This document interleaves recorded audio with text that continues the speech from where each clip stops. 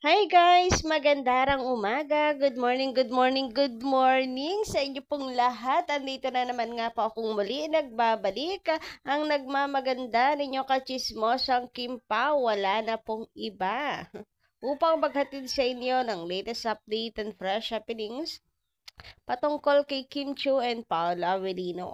And para nga sa umaga ito, ang tatalakayin natin at pag-uusapan about sa pagsasang-ayon ng ating mga kakimpaw sa action comedy ni Kimin Paulo. Ayan, manawagan tayo at mag-rally. Hoy, makapag-rally naman wagas. Manawagan tayo. Baka naman po next project nila. Malay nyo naman may niluluto na sila sa Kimpaw. Tapos action comedy. Kasi napaka-vocal naman ni Paulo even before na talaga na action yung gusto niya, 'di ba? Oh, let's go, let's go. And syempre tungkol dito sa sa video ng Kim Pao na pinag-uusapan ng mga fans.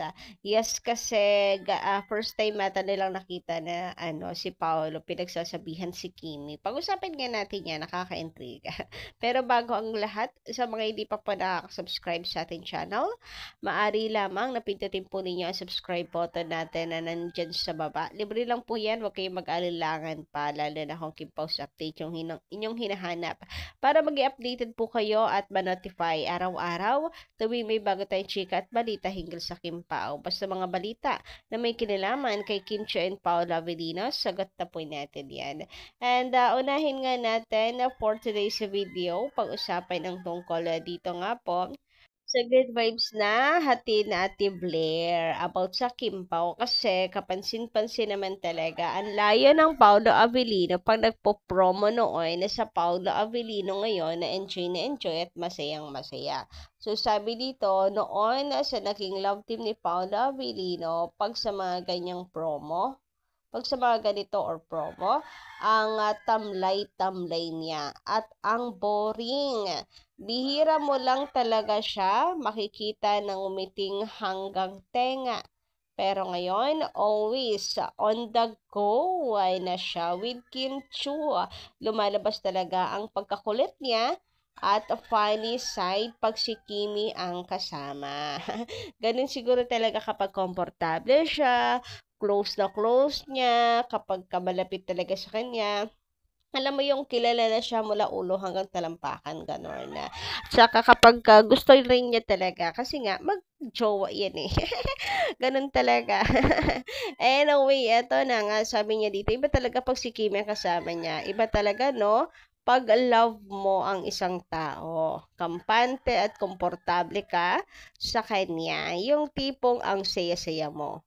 Yung parang nasa cloud nine ka na kahit nagmumukhang kengkoy ka na sa paningin ng iba, wa pakels pa rin kasi hindi mabilang kung gaano ka-happy ang puso mo sa piling niya. And only Kimi can do Paulo to get out from his shell and explore. Hashtag Kim Pao, hashtag my love will make it disappear. Yes, true. Grabe, talagang ewan ko kung napapansin niya ni Paula Avellino sa sarili niya. Sabi kasi nung in-interview sila ni MJ, nag-a-adjust ka kay Kim. Sabi daw, sabi daw, so hindi siya sure din sa sarili niya na, ay, nag-a-adjust na pala siya na nag-a-adjust na pala ako. Na-adapt ko na rin pala si Kim, yung ugali ni Kim Chu, like, very happy, jolly, bubbly. Ganun na rin kasi si Paulo ngayon. To be honest, si Kim na minsan yung sumusuko. Di ba kita niyo naman? Sa kakulitan nitong si Paolo Avellino, talagang palaban na, lalo na sa pagpapakilig ngayon. Si Kim na yung sumusuko. Grabe, iba na talaga ang Paolo Avellino.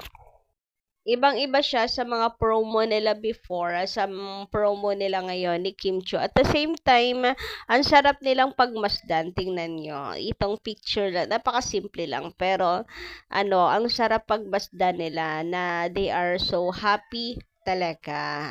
Kahit hindi sila yung super dikit sa isa't isa, super clingy or PDA, ang cute, ang saya nila tingnan, and nakakakilig. Aminin nyo, di ba? Kayo rin, kinikilig sa kanilang dalawa. Samantala, approve naman sa ating mga Kim Pao fans ang action comedy para sa Kim Pao. Tulad ditong mga nag-comment sa atin kagabi na yes for the action movie. Sabi dito para mala Angelina Jolie and Brad Pitt daw, Mr. and Mrs. Smith. Sabi naman dito, agree ako dyan sa action and comedy movie. Hoy, pwede bang teleserye para matagal-tagal? Ang movie kasi ang bilis lang, 'di ba? Gusto namin ng seniors action comedy para happy lang. Yes, true. Lalo na si Paolo Avellino. Bagay na bagay talaga sa kanya yung mga action. Tingnan nyo yan, yung mga picture na nakuha ko. Bagay na bagay talaga sa kanya yung action. And yung body fit ngayon ni Pao, parang ready na siya. Diba, bongga? And si Kimi naman, pasok na pasok sa comedy. Yes, kaya talaga makakagawa ng good project ang Kim Pao na comedy, action comedy yung ang kanilang genre. Diba? Who's agree? Tamang timpla talaga sa kanilang dalawa yung action comedy. Bihasa, si Paolo sa action, si Kim naman sa comedy, bihasa din. Tapos haluan mo ng content drama na good sila pareho. O, diba, bongga? Perfect talaga naman. And sana wag pong movie. Naman, teleserye para matagal-tagal. Tapos araw-araw, number 1 yung ratings. Diba, bongga talaga yun. Talagang pag-uusapan yan. Talagang tamang-tama yung, yung comedy action, yung action comedy sa kanilang dalawa. Pinalabas ba yan sa trailer? Yung spoil mo naman yung mga nangyari. Konti lang naman. Ang dami nang nilabas sa dalawa na trailer natin. Yun lang, kwento mo pa birthday. yung mga hindi pinalabas. Samantala, mainit namang pinag-uusapan ito ngayon sa social media. Ayan. First time daw nilang makita kasi si Pao na pinagsasabihan si Kimi. And si Kimi naman parang batang behave na behave lang. Ang cute lang din ni Kim Chu. So, napakamahinahon naman nila mag-away. Hindi naman nag-aaway. Reminder lang ni Paolo. Kasi si Kim, abay na-excite po ata. Hala ka, huy, grabe. Ang sarap tinulahin ng mga manok dito sa square. Kakaingay. Ang hirap talaga pag umaga. Anyway, balik tayo sa pinag-uusapan nga natin about sa Kim Pao, para sa mga hindi nakagets, kasi si Paolo, si Kim Chu na-excite mag-share. Sabi ni Pao, hoy, parang wala yan sa trailer na pinalabas. Ang dami ng pinalabas ng trailer. Halos naintindihan na yung buong kwento sa trailer pa lang. Tapos maglalabas na naman si Kim Chu.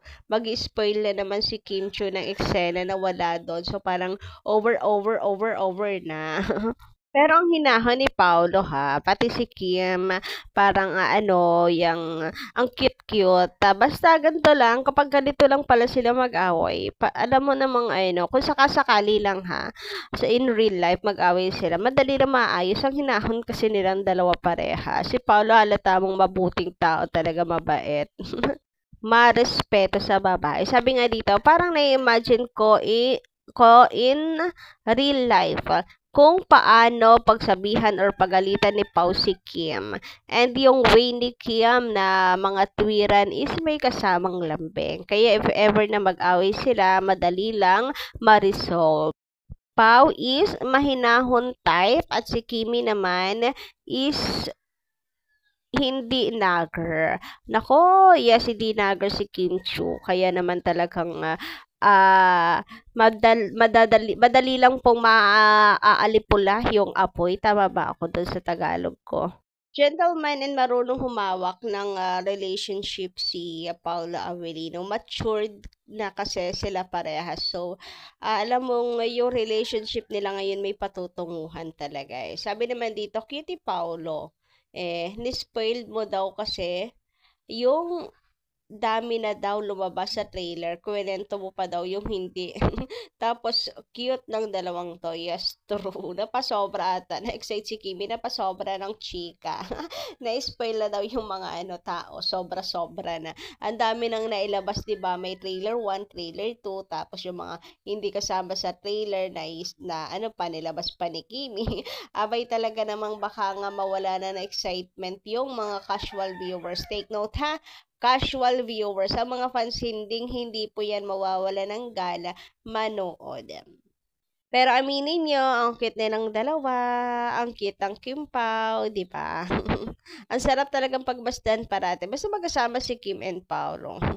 Eto naman, sabi dito, hala ka Kim, galit ang Pao. Pero ang cute, di ba? Ang daming, pinag-uusapan talaga to ngayon sa social media. And cute talaga sila kahit pinagsasabihan nga daw ni Pao si Kim. Ang cute pa rin nilang dalawa. Ganyan lang pala mag-away yung dalawa, napaka mahinahon. Ang boring naman. Charot lang. Charot pag nagmamatured na ganyan na eh. Pero mas maganda na yung ganyan. Halata mo kasing healthy yung relationship at nandun yung love at respect to each other. Anyway, hanggang dito lang muna ang ating update. Maraming salamat kayo sa iyong pakikinig kahit medyo mainit. Ang sarap pag tinola yung umagang ito. Thank you so much pa din sa pakikitambayan. Don't forget to click the subscribe button and notification bell for more updates. Maraming salamat!